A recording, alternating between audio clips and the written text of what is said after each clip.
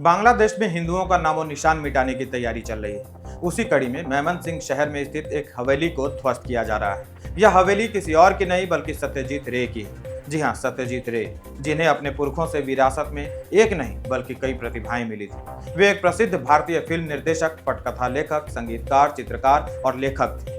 सत्यजीत रे का पैतृक निवास आज के बांग्लादेश के मेमनसिंह शहर में है, जहां उनके पुरखों की हवेली आज भी एक ऐतिहासिक धरोहर को संजोए खड़ी थी। परंतु बांग्लादेश में मोहम्मद यूनुस के नेतृत्व में कट्टर इस्लामवादी एक बंगाली धरोहर को नष्ट कर देना चाहते हैं। वे बांग्लादेश को पूर्ण इस्लामिक देश बनाने के लिए लालायित हैं और इसके लिए सबसे आवश्यक है पुराने हिंदू साक्ष्यों को मिटा देना।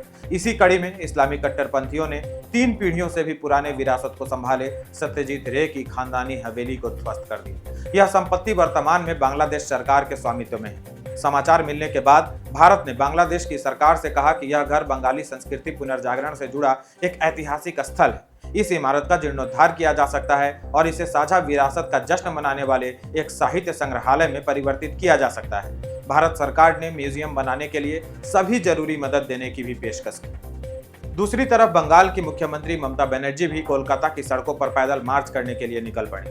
आपको यदि यह लग रहा है कि ममता बनर्जी बांग्लादेश में सत्यजीत रे के पुश्तैनी मकान को तोड़े जाने के विरुद्ध यह मार्च निकाल रही हैं, तो ठहरिए। ममता बनर्जी को बंगाली हिंदुओं पर हो रहे अत्याचार से कोई लेना देना नहीं है और यह बात मैं इसलिए कह रहा हूं क्योंकि न मैंने और न आपने सुना होगा कि बांग्लादेश में हिंदुओं पर हो रही ज्यादती के खिलाफ ममता बनर्जी ने कोई मार्च या धरना प्रदर्शन किया हो। यदि सुना हो तो मुझे अपडेट जरूर कीजिए। फिर ममता बनर्जी अपने ही राज्य में बारिश में भीगते हुए रोष मार्च क्यों निकाल रही हैं?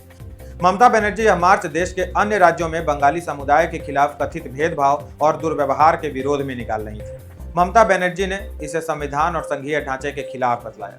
मित्रों, क्या आपने देश के किसी भी हिस्से में बंगाल राज्य से होने के कारण या बंगाली होने के कारण उसके साथ गलत व्यवहार की एक भी खबर पढ़ी, देखी या सुनी?